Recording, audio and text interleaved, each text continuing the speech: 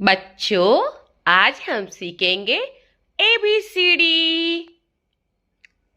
A for apple. Apple means save. A for apple. Apple means save. B for ball.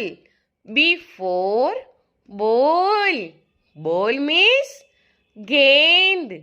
Ball means gend. C for cat.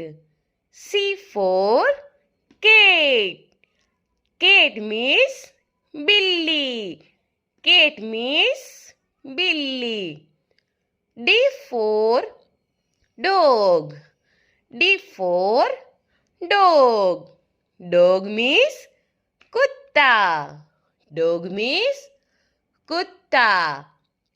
E for elephant. E for elephant.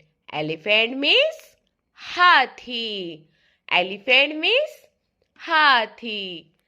F for fish. F for fish. Fish means machli. Fish means machli. G for grapes. G for grapes. Grapes means angur. Grapes means angur. H for hen. H for hen. Hen means murgi. Hen means murgi. I for ice cream. I for ice cream. Ice cream means ice cream. Ice cream means ice cream. J for jug.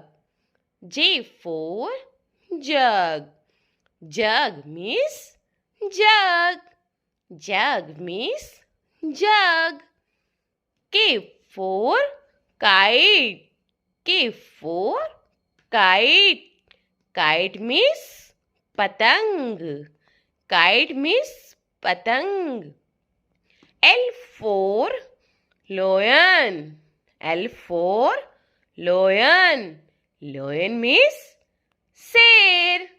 Lion means शेर. M for monkey. M for monkey. Monkey means बंदर. Monkey means